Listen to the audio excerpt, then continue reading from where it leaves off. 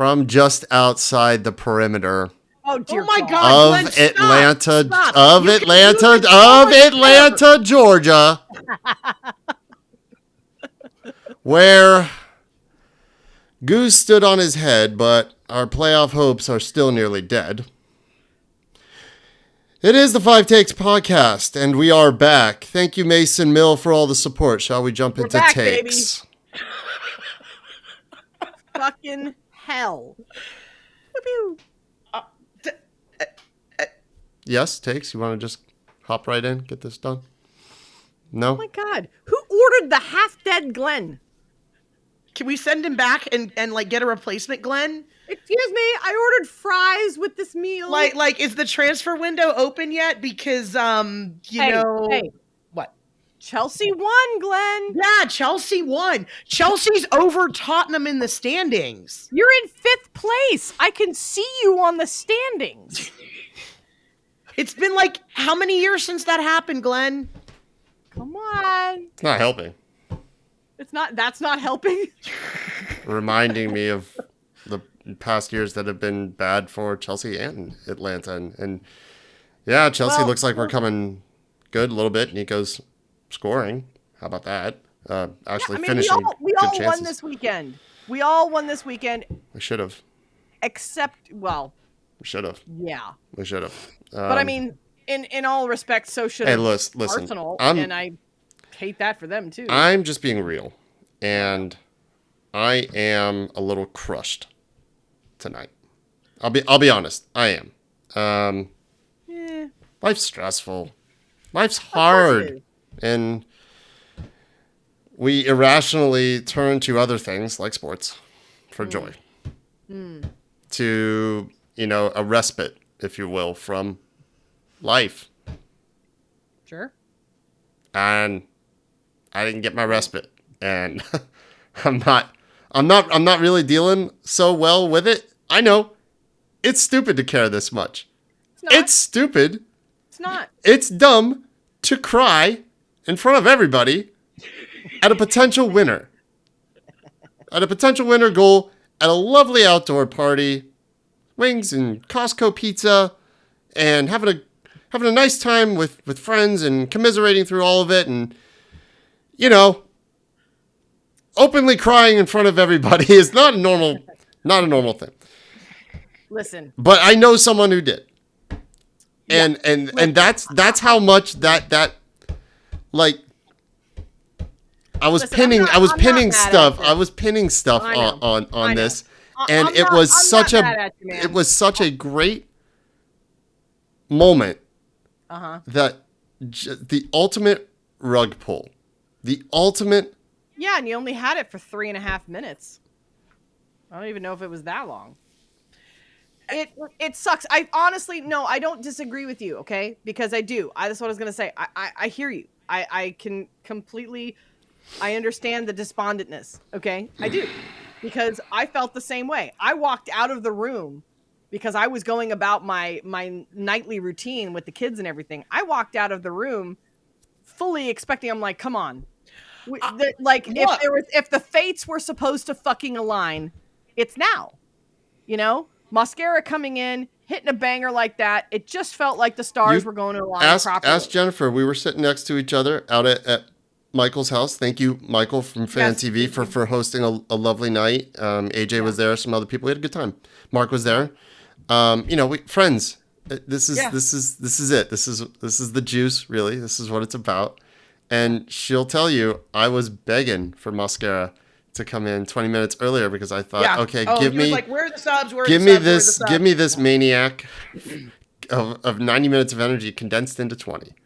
Sure. And we kept waiting and waiting. I'm like, oh, we're going to do this. And then he comes in after 90 and hits a banger. Just an artful, in baseball terms, you would coin that like a majestic.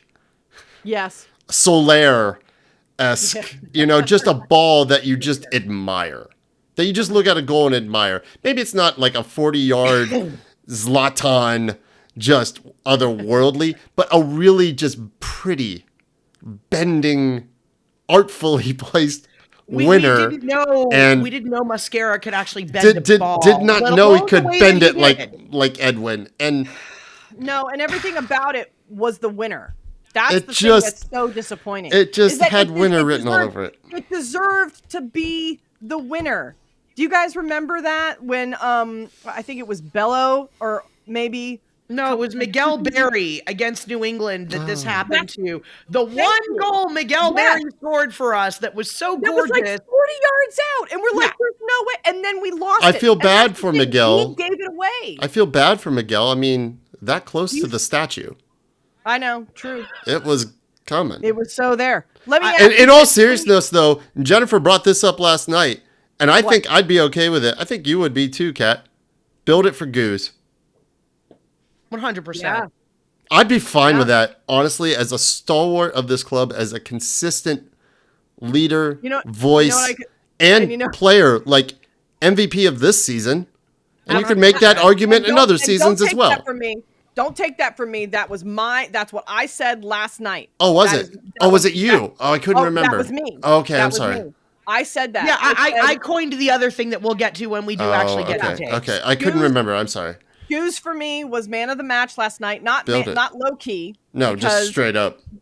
give it up for the goal scorers. No, to me, That's Goose. Goose never stopped a penalty in his career and has done 2 this season. Three this season. What Three. the fuck, man? I Sign couldn't the watch. fucking contract. Glenn will tell you I could not watch. I had to turn around. I for know, both and I of believe them. it. You know what? I had something. It was right here, and I just fucking knew. I didn't know we were going to end up. I didn't believe that we were going to hand Red Bulls a loss in their stadium against Red Bulls. It just didn't. I didn't have that. I didn't have that in my heart. You know what I had in my heart? Goose stopping that penalty. I don't know why. It was here. And I felt it for that. I can one tell you moment. why. Let me explain to you Because why the you man felt is that. having a fucking season of his No, career. because Goose, forget everybody else in that damn locker room. Goose right now is the only one. He's the only stalwart. one who knew what the fuck was on the line last night. And He you did. know what? They gave him the opportunity to have some say in it. Yeah. What does he do? He steps up to the plate. The man does his fucking job. I'll say this. I have been harping on mentality for Yeah. I don't know how long. And I've been calling out players that don't, Cat that went to go don't get have more it. tequila. It's going to be that kind of night. That's fine. Go get more. It's fine. And with regards to Goose, put him on a very short list of players that I think have shown, continue to show the right mentality, that get it, Yep. that are angry Yeah. at results, that are not satisfied or celebrating draws. I'm sorry that I kind of blasted the social admin over the Miami draw of, hey, big point in the A. No, it's not. It's dropped points. And I'm tired, so fucking tired of celebrating mediocrity and praising the basics. We talked about this with Pineda, right? We all got tired of his press conferences of him, my player's energy, right? And praising this and that. But I think we kind of get it now. Because what else was there? Nothing. Well- And the other person that I think's got the right mentality right now, Rob. Yeah. Rob's holding himself to account. He's damn well holding players to account right now. He's almost at shoulder shrug mode. Brad definitely was Can't blame him. last night. If you heard Brad's post-game comments, he was just like, he didn't say it, but what he wanted to say, are you serious? 8 saves? 8 saves, 4 of them goal-saving saves, and probably world-class, the ones you should make, and a pen. And y'all couldn't hold this out. We couldn't For 2 see minutes. this through 2 minutes. Do you think that was a foul coming over the top of him? No. It doesn't matter. We shouldn't have been there in the first But place. it's just like, that is a routine. you could fucking hear it in clearance. Goose's voice of just like, you fucking kidding me? What do you want? What do you want? What am I supposed to do? This is something I thought about. So when I came to the Nashville match, which, I hadn't been to a match in 4 months. Okay. When I came to the Nashville match, I was so optimistic and open, and I was really excited, not just for the United or the unified match to follow.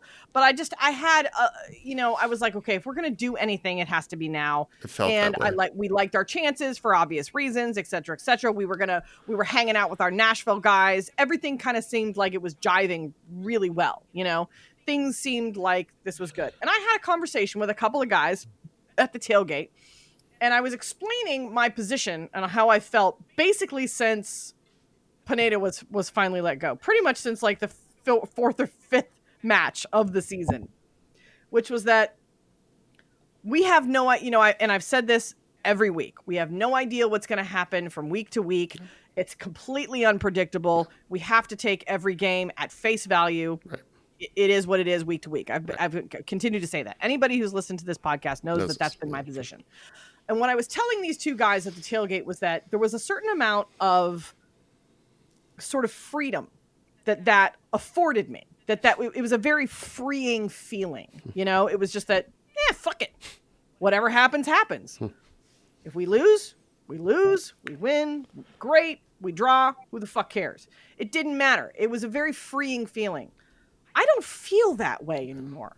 I'm starting to feel sad, handcuffed. That was the word. I was literally, as I was going to sleep last night, I said, I feel shackled to this team right now. I don't feel free. I feel handcuffed to it. I feel constrained. I feel completely shackled to the joylessness, to the question marks, shackled to question marks. Yeah. I just don't, and I don't like it. I've been fine. I really have been fine until it's so funny, Glenn, because it's like it didn't really even dawn on me until we were at that tailgate, and you were like, "Yeah, there's only like 3 matches left," and I was like, "Fuck, that's true." Not that much. If for some reason I was just not thinking about that No. in that moment, and I was just like, "Oh, well, we're done. That's it. There's no hope of anything," and we kind of knew that. When we knew that we weren't going to be hiring a coach, we knew we didn't have plans after Pineda. We didn't have plans after Gigi. Look, we knew that. That's right? all fine. Is it fine? Here's my issue. We've gone 5 months without a plan. That doesn't feel fine anymore. It felt fine a month ago. If I want to be as boil it down, be as reductive as I can to just one singular take about this whole team and the whole season. Where's the energy, man? Where's the passion? Like, where is the anger? Where is this complacency? That's it for me. If you want to lose, if we can't get it done, okay, but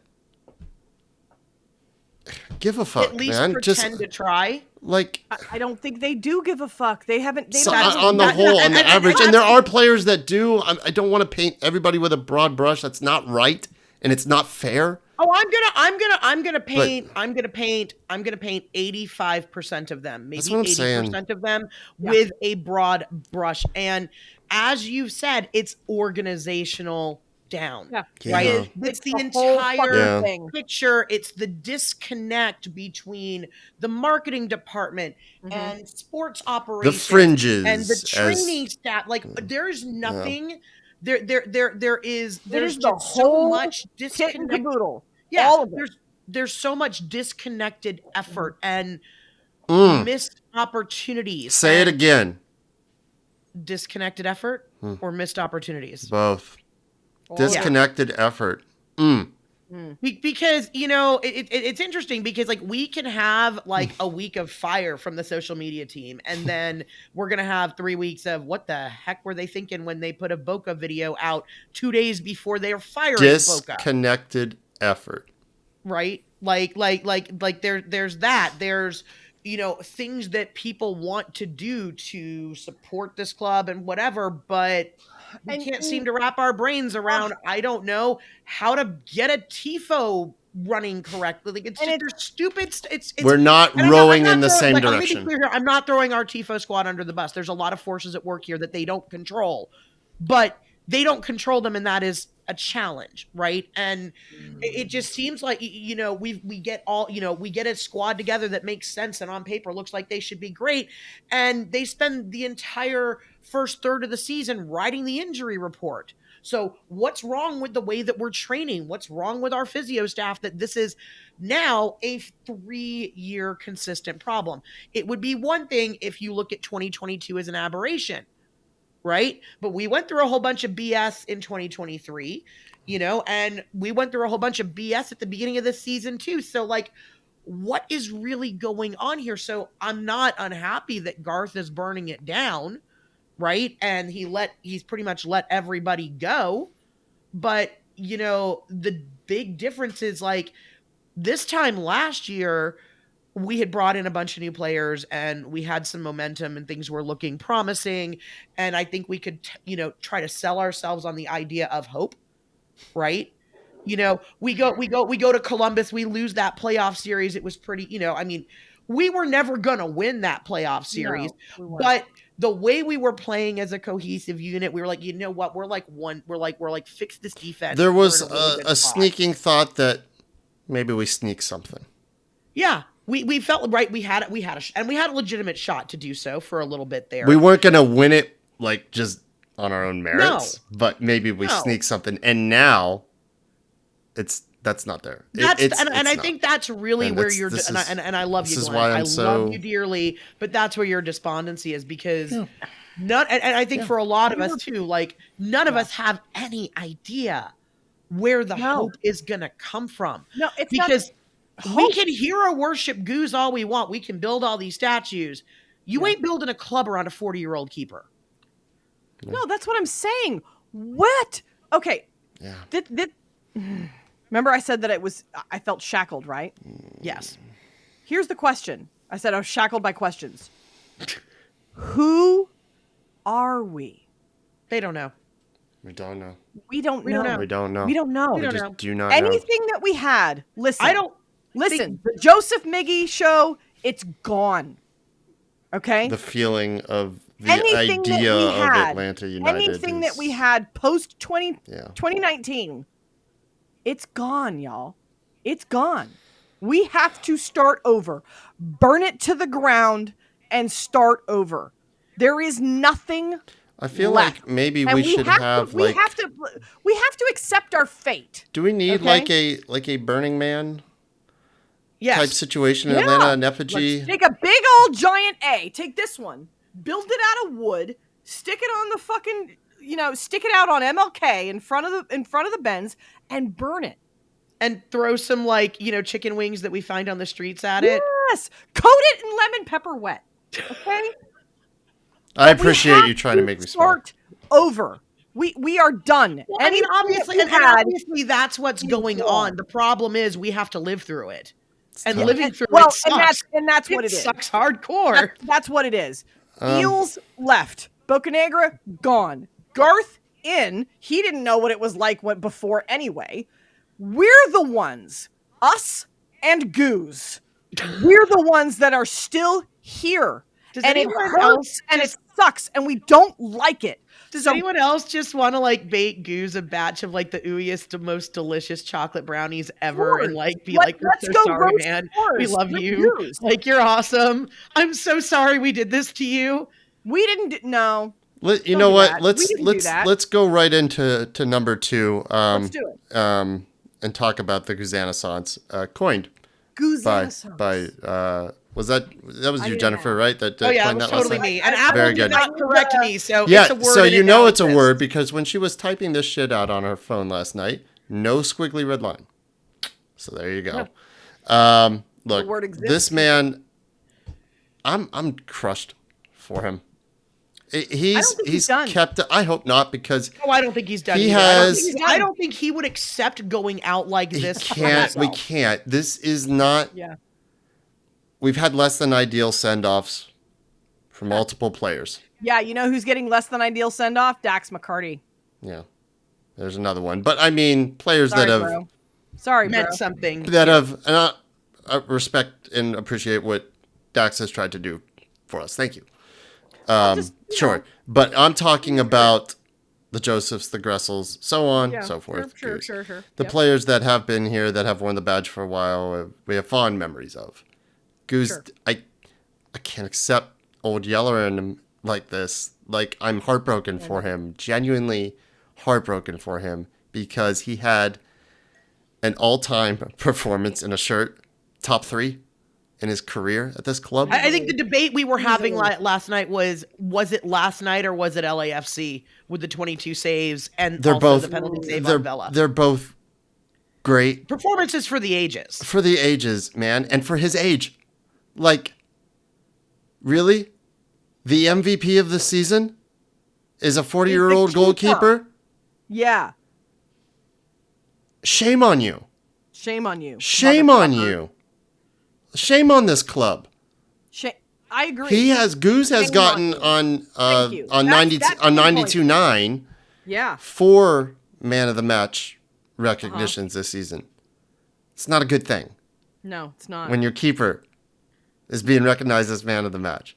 And you're still not doing anything on the attack. Like, if you wanted to compare it to Matt Turner with the New England Revolution. They had a great season, and he did keep them in a lot of games. And he probably was good for about 15 or 20 points. Seriously, Turner was that good. But they also won games. They also gave him his reward, and we don't even do that for this man. Yeah. I was just... Jennifer was there. I was furious. I was fucking I can only furious imagine, last I'm night. surprised you didn't Furious. absolutely wreck Michael's backyard. Michael lives up in Doraville, and I rolled my windows down 285.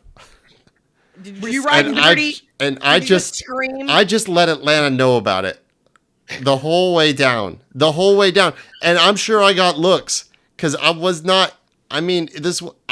screaming. Like, no, not like this. This is not the DNA of this club. Okay. It's not okay. Okay, front office? It's not fucking okay. But what's really not okay is, like, I just see kind of complacency being okay. And acceptance. They're not. It's not okay. Player, no, and any one of the players, and I'm gonna look at you, Brooks, for your interview after the Miami match, right? Oh. Like, I'm gonna look real hard at you, Brooks, and you're taking a minute.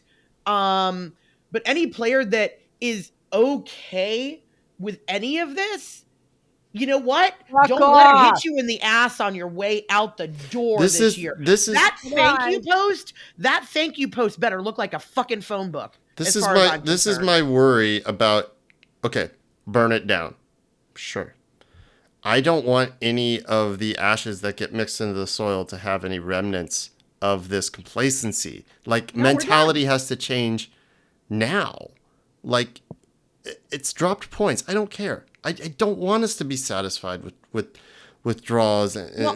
I will say, you know what I'm saying? Like, I worry about this permeating forward. 6 months ago, if you listen to if you've listened to Rob after the Rob pressers, and I give him credit. Miami, after the Miami match. I like what he has after to this say. match in particular, and also look, they can't name names in those post games, but I think there's a lot of people who knew who they were talking about. Mm-hmm. I will give Edwin a little bit of credit for, I think, understanding his situation. He did the job, man. And the last 2 matches, it's like, oh, hey, I think my contract's up at the end of the season. Maybe I should try to do something, right? Look, so at least he tried, right? Like, it's the Bart Simpson meme where he hands you the cake that says, at least you tried. Right. We're a team. So we're a team where the only thing he's fighting for is for a fucking his contract's up. Where is everybody else that's fighting for a contract whose contracts are up? That's my question. Look, MLS, this is not exclusive to MLS. The MLS season is a grind, right? The way the playoffs are structured kind of makes the regular season maybe not as important. NBA struggles with this as well, of teams just, it's January, February. Who cares? Well, they had to put in rules because of the way the draft works in the NBA. They had to put in rules to prevent teams from tanking. Correct. On purpose. Tanking doesn't get us anything here. The draft, it doesn't work like that in Major League Soccer. And I don't know, man. Like, again, it's not the losing, and it's just the reactions to it. It's the approaches to the game. It's the slow start after slow start after slow start. That's what I'm saying. So I'm wait, are you saying again, negating who are take? we? Wait. Are you negating take one where you're saying Nope. where you said that Nope. we brought the energy I for the think whole 90? I think Or we did. are you? Because I would argue that we might have brought the energy for 96 or 97 minutes. I was going to say 94 minutes. You're right. Yeah, no, It's you're right. not fucking good enough. No, I guess that's me drastically contrasting that to what we saw in the previous two matches. Well, Here I go. okay, Now I've been okay, sucked fine. into praising the basics. Not good enough. You know what? Rob Valentino had some really great thoughts about that. And in his post game last night, where he talked about not using that type of language, because what goes on when you do that is you speak this negativity and you speak this complacency into existence. Because Nah. when you have to say no, he's not wrong. Because when you have to say the same thing over and over and over again, it becomes your truth, and it has become the truth of this club. Yeah, no, it's our truth. I don't think we spoke it into existence at all. When you go out there and you say, well, we sports balled as sports balled as we sports balled, but they sports balled a little bit sports ballier than we sports balled, right? And that's all you can say because you suck wind continually. It does actually become your reality. There is something to you. We have talked about mentality with this team since March. No, you and don't you're right change about a that. mentality without verbalizing where your mentality should be. Sure. No, I don't disagree with that. Which is why, Glenn, I'm not going to let you sit here and drag this whole podcast down with your negative energy. You are expected to bring it every time we record. Sorry for your eardrums. If you're listening to this on headphones, those levels are spiking. I'll do what I can in the edit. No, she's not wrong. No, look, I understand. Look. I understand what you're saying. I have feelings, damn it. I have feelings. She's not wrong. Okay, the mentality thing doesn't just extend past the players. It doesn't. It extends past the field. It extends into the stands. It extends into the front office. It extends into the venues that we use to build these tifos. It extends out into the outer reaches, the things that we do throughout the city. The outreach programs, the unified team. The mentality of this team extends out past the pitch, and we all know that. There is one person that has been here since the beginning that understands that any more than the fans, and that's Goose, and we've said that. Where are we? Who are we? Yeah. That's got to be really hard for him to watch too. In the off season, because nobody knows this club. Nobody knows this club better than Goose does. It's got to be really painful for him. No, I don't. It's not just that. It's got to be painful Nobody for him to knows watch. this club better than the people that have been here from the beginning. Yeah, that too. But I'm saying, like, from a player perspective, this must be heartbreaking for him to watch as well. Trust him. Ask him. Yeah, I'll just give it to Goose. Why, Goose is not a guy, and I think this is also when we look ahead to what a future Atlanta United looks like, right? You have to have more vocal leadership in the front part of the field, in the middle of the action. Yeah. Because Goose can only pick up and dust these guys off and empower them so much from where he stands. And we don't have anybody else right now picking up that role of shake it off or, hey, that was a great ball, we'll get the next one, keep doing whatever it is. You don't see that in the middle of the field. You don't see that when a play ends in the 18 and it didn't end in a goal, right? You only see that when we have a strong defensive play and then Goose comes out and he claps somebody on the back and he's like, yeah way to be there. When Williams saved that sure freaking goal against Suarez the other night and he's like, yeah, right? Like, I mean, you need that elsewhere. You need it elsewhere. Yeah, it's gotta infect and invade the whole pitch. It can't just be from the one person.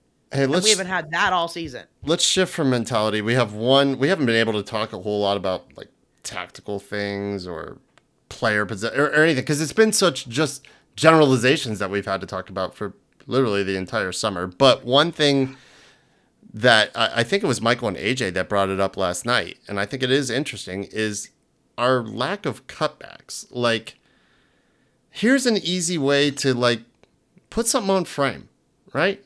go down the left.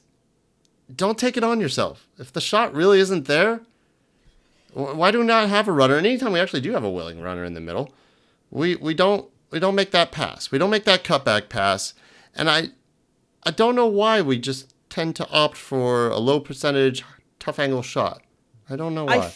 I think that relates to take number 4. Oh, okay. That was an interesting stat MLS threw up last night. Like, they showed the top 5 crossers in the league. It wasn't just a stat. And they were talking about. Yep. They were talking about it for like 2 So the minutes, top 3 and like praising him for it. I'm like, bro. Really, the top 5, 4 out of the top 5, which is how I should have worded the take, are all members of teams that are at or below the playoff line, including us. Mm-hmm.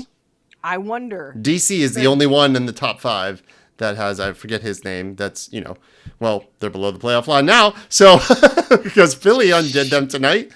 Yeah, that's a pretty damning stat. It's pretty damning. It's a player from Montreal, it's Brooks, and it's a player from DC, and then there's somebody from Orlando. Oh, no, I'm sorry, it's a player from the Quakes who's the number Oh, I'm one sorry, prospect. Orlando. Yeah. Yes, Orlando was is the other one. so- Disrespect. Sorry. Also, interestingly, the top 3 all have over 200 completed crosses. Number 4, whoever that was, they had 100. Oh, I think those are just crosses. I don't think they're completed. They're just crosses. That's the point. Like, why are you giving this as a positive stat when those crosses don't actually necessarily? Yeah, the majority of those anything. crosses. No, they don't lead to fuck all. Yeah, it just said for us. I kind of did a ghost take on the Miami match because I said for the entire first half, I guess spooky season's already started for Atlanta United because we're passing to ghosts. We are literally putting the balls where no one is, and that's why I feel like your take on the cutbacks is related to these crosses and it's not just Lennon. Okay, let me be clear here. It is not just Lennon.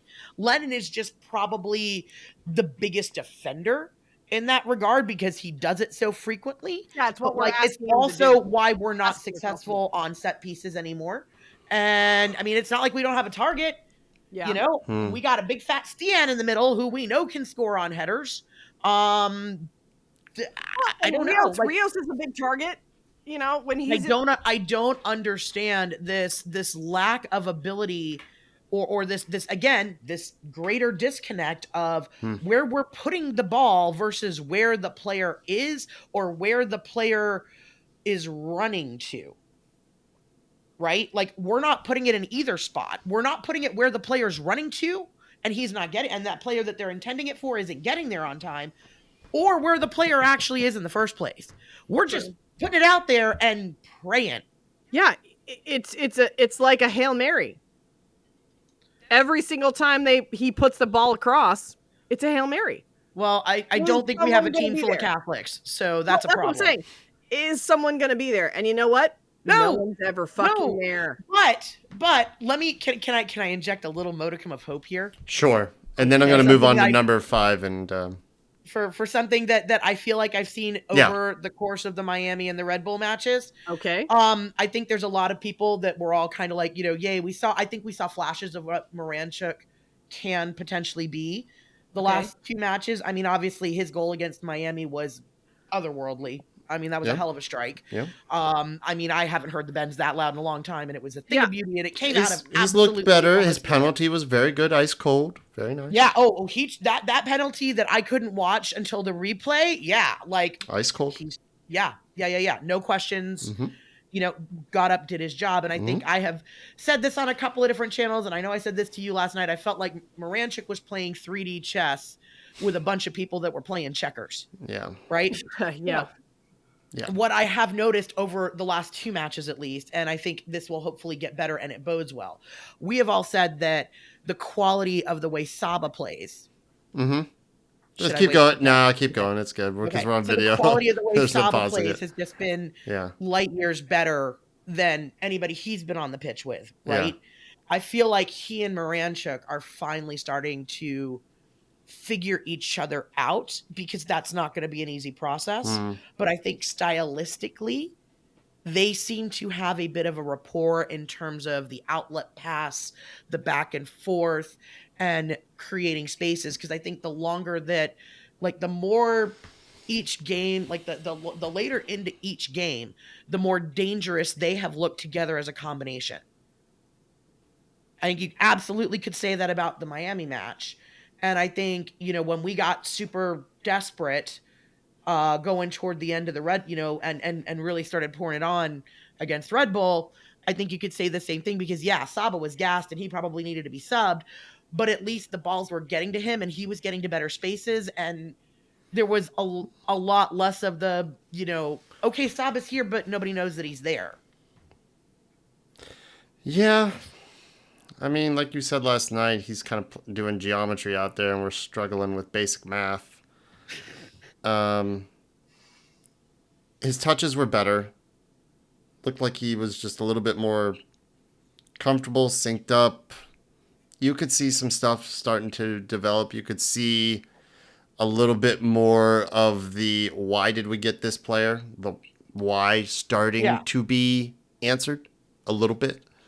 Yeah, I can understand his value a little bit more than before. Yeah. So, but I mean, fair enough. It's still a matter of yeah. this. I'm just saying you've got two players that talent wise are like way up here. Yeah. Versus everybody else on the pitch that we don't know if they're really in the same ballpark. With the other notable exception, who I think is everybody's low key man of the match. The last two matches, one Pedro Amador. Pedro. Where the hell did he come from? Pedro. That man. South America is probably a badge player. I mean, the dude got his Civil War bandage on, and he's out there still throwing his body on the line. And after immediately throwing his body on the line, hitting beautiful 40-yard crossfield balls, that's somebody that I see that's playing with a lot of heart, a lot of commitment. And if we just had that. Just that. Not even the quality and if we had that, I bet you we're in the playoffs at least. I'm not saying we're going to go out and win the thing. But we wouldn't be in this situation if we played like that. I'm not asking you foot on the gas for 90 minutes. It's unrealistic. You can't do that in the game. Too many games played. The game is too long and physical and injuries happen, et cetera, et cetera. But just give me that much. And I think the team and the players would be surprised at what you get out of that. Anyhow. Pedro, particularly Pedro, to me, feels like a guy who's going to play that well for any team. Okay. Now you said he played for you said he played for the badge. I don't disagree with that. I think he's going to play for any team that he's signed up for, which means he plays in that way that Saba plays. You know what I mean? Well, I think also too, you got to remember, Kat, he was brought in to be a sub. He was brought in to play as something to play for Wiley because Proving no one himself. knew. The intent was never, Wiley's moving, the Wiley deal happened, and all of a sudden he is forced into this larger role that he's taking advantage of. Right. I didn't mean it as any sort of insult. No. What I'm saying is that this is a man that is consistent. This is a man who will play this. He will give the equal amount of effort wherever he is, and that kind of thing is commendable. I get this feeling from him that he is going to, like, if he were to transfer to Real Salt Lake today, he would play the same and give the same amount of effort. If he played for the fucking Vancouver Whitecaps, if he played for Barcelona, he's going to give the same amount of effort every day, every week, because kind of like Andrew Gutman. It just feels like he has integrity. The GOAT man. Yeah. It feels like he has integrity as a player. I really appreciate that. Integrity is a really good word. Yeah. Integrity is a really, really good word for right now. Yeah. Do you have it or do you not? I could probably single out 15 guys on that roster where I would have serious questions about it. Absolutely. It sucks to be talking about So would the that. rest of us. Yeah. All right. Including people in the front office and the coaching staff. Number 5, there's not much to say other than just being genuinely heartbroken at the lack of this video the social team would have put out. They would have put out something fire once again, and it would have been great. And hearing Conti's call and the joy at the full-time whistle, it just feels like a very pretty thing was taken from us. This one hurts. It was daylight robbery. It's like somebody broke into your house and like took all your favorite things out of your house. And what sucks even more is that we can't be happy or proud of a really hard fought draw because we couldn't hold a 2-goal lead at home against Philadelphia, because we couldn't do the business against Nashville in our own home, because we are below 500 at home this season, that we can't go out and be happy for this. Look, on the road, this is probably one of our better seasons. What the hell? Fun fact, our home and road records are identical this season. All right, let's wrap it up. I can't. I'm serious. Well, that's the funny thing. Was last night's draw? Are you serious right now? I didn't know that. Are you serious right now? Was last night's hold on. I'm going to double check it. They mentioned it on the post. Hold on. While you're doing that, was last night's match really all that bad? No, it really it's too wasn't. late. It's too late. No. But I'm not looking at it in terms of a season. I'm looking at it in terms of one match. Bless your heart. I'm glad you're able to do this. Shut up. The team makes me feel shackled. But if I had to feel, that's the problem. Is that if we can possibly look at it one match at a time, was it really that bad? No. It was a terrible loss because it's one of those, go back to a couple seasons ago when we said, when we were the kings of the draw, it's a draw that feels like a loss. Last night was a draw that felt like a loss. And it was a draw in a time where we needed a win the most. Did we play that poorly? No. But when you only have 40 matches and you only play mediocrely for 25 of them, 15 good games or less is not going to buy you the postseason. It's not going to buy you a winning season. It's not going to put butts in the seats, and it's not going to bring the fans back. Atlanta United. Guys, what the fuck are we doing? Is it really that bad? Put it on a shirt. Yes, it is really that bad. It is that Well, you bad. were saying last night wasn't really that bad. It wasn't on an individual game basis, but because it is that bad. We are 3 games from the end. Oh, I know it is. That bad. And Philly's rounding into good form. They're getting key players back. Don't care. So what my point is that it's very unlikely that we go to Chester, Pennsylvania and get a win and make no mathematical mistake. It has to be a win. No. Not happening. I don't. Okay, this is going to sound really crazy as a fan of this team. I don't want us to. I understand. I don't want us to go to the postseason because A, we don't deserve it as a team. B, we don't deserve it as an organization. And C, why?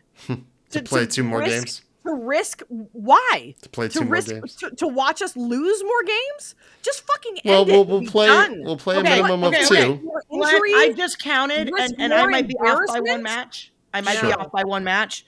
We have as many results. We have 1 more result at home this season than we do on the road. Because on the road, we are 3, 5, and 7. I'm sorry. Okay. 3 wins, 5 draws, 7 losses. Mm-hmm. Okay. At home, we are 5 wins, 4 draws, and 6 losses. I don't care. It's great. If we had actually taken care of business in the East, that is a top 4 road record. Just so we're clear here. Okay. I'm glad we did better on the road. And it's led us to what? Fuck all. No, I'm not praising that. I'm saying the irony. It's pathetic, honestly, given comical. The lopsided nature of MLS home field advantage. Yeah, it's weird that that has been a hallmark of this team, even when we were good, even when we were winning trophies. We struggled on the road.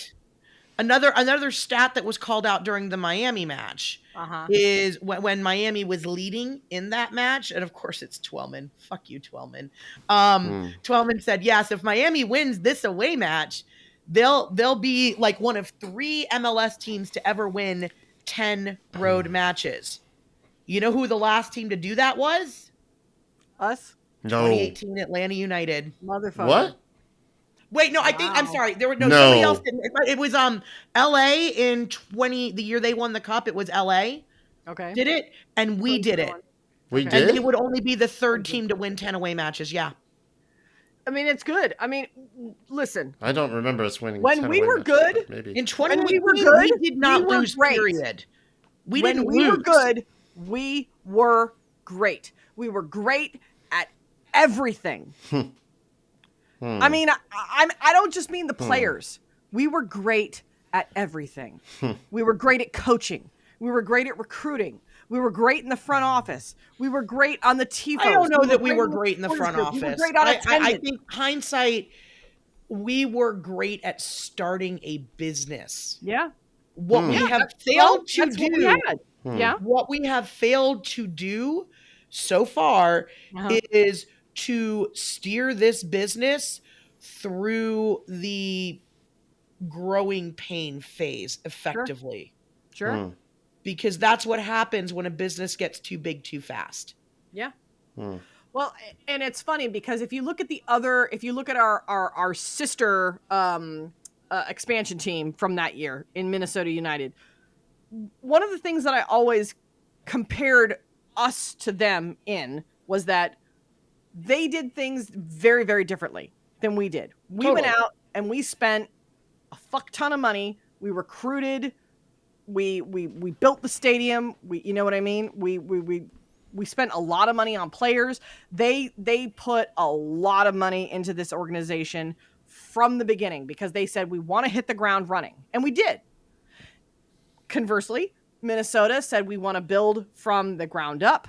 We want to recruit players from our academy teams, from our homegrown players, essentially. And they said we want to do that. We know we're not going to be competitive right away. We want to move into this easily.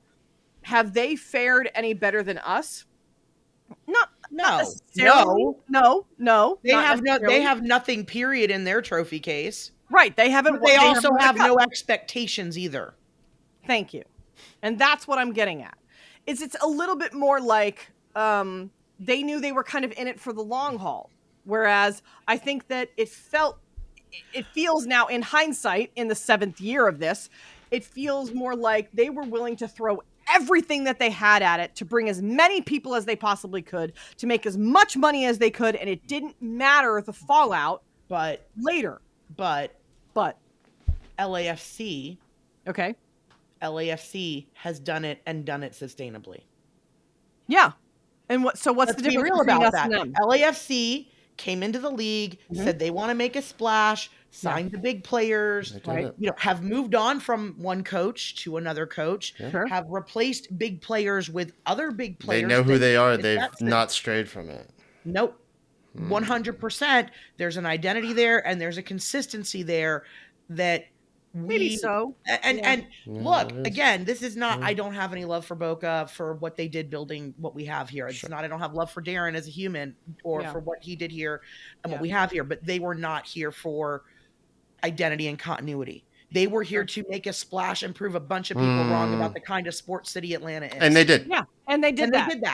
That's a good point. They did not have a plan. I really like the way you put that. Yeah. But you're right. They didn't have a plan moving past. No. Yeah, I really like the way you put that. That's a very good point. I think that's a very honest and not exactly, insulting. That's what I was getting at. Yeah, that's what I was getting at. Yeah. We started with a big splash. Yeah. Arthur Blank and the people that were involved said, we want to be competitive immediately.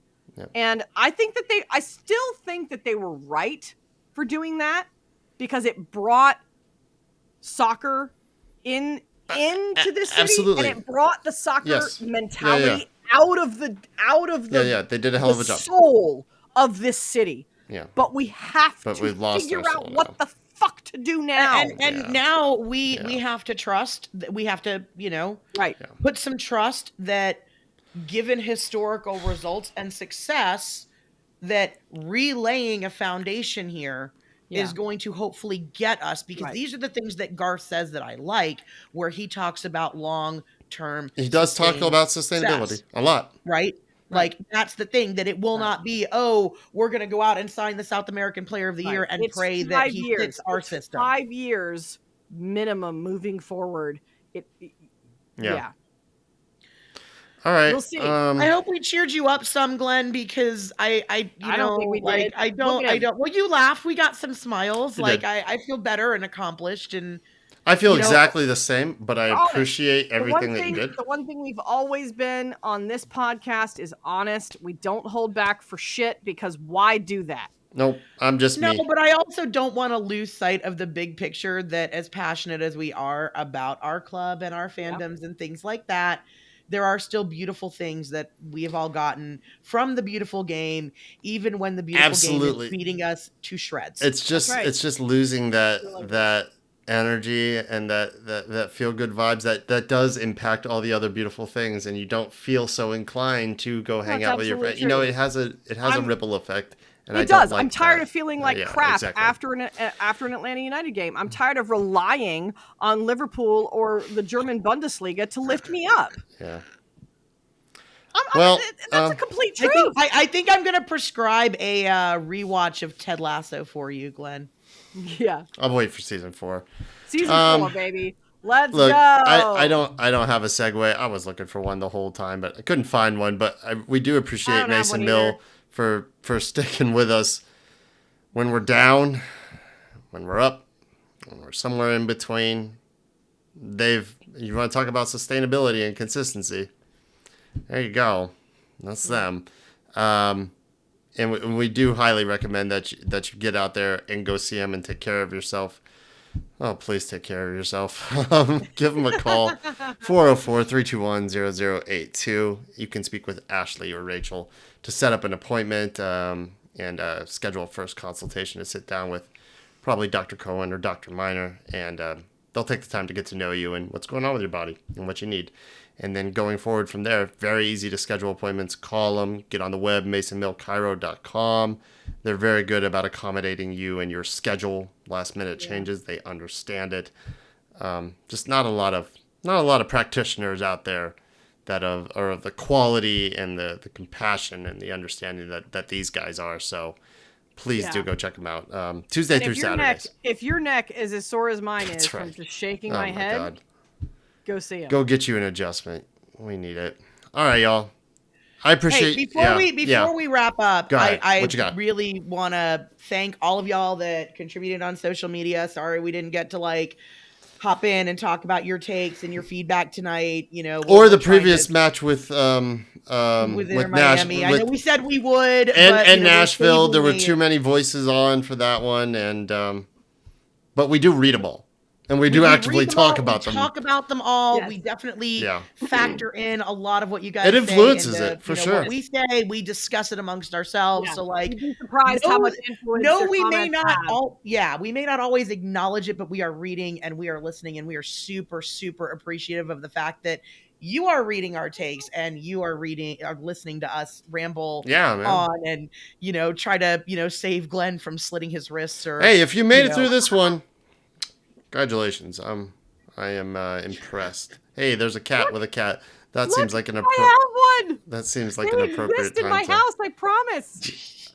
I have 3. Anyway, thank you guys for seriously, for all of y'all that tuned into the Nashville episode. We had a ball with that one, even though it was really a depressing match. And yep.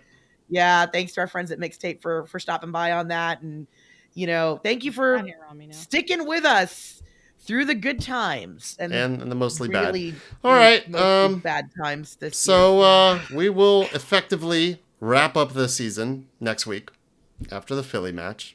It's not happening. It's not happening because we will be pretty much eliminated from postseason contention after that match. It is a must win, and Philly looks pretty good right now. We've struggled with Philly even when they weren't pretty good, and we were better. Yeah. So, I know week to week we always say you could surprise, I would be a really, really happy person to rain on Jim Curtin's parade just a little bit. Yes, fuck Jim Curtin.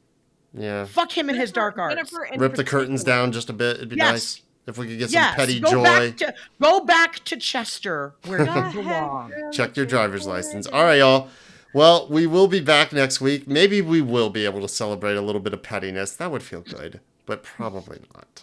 Probably not. But thank you, as Jennifer was saying, for for just showing up, man, and for saying hi to us, and for posting stuff, and for listening. We got a bunch of new listeners after the mixtape episode.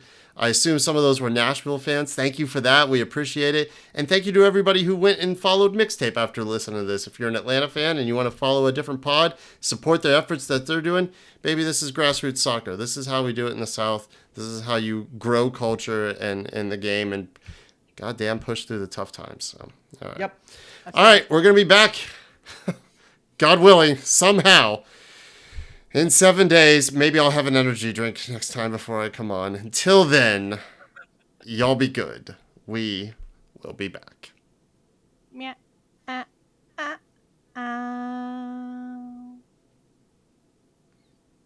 Were you trying to do like an ASMR cat? I don't know. Me either. I told you, I come up with this shit like it's not fucking planned. No, but like all the ASMR videos I watch, they always do like yeah.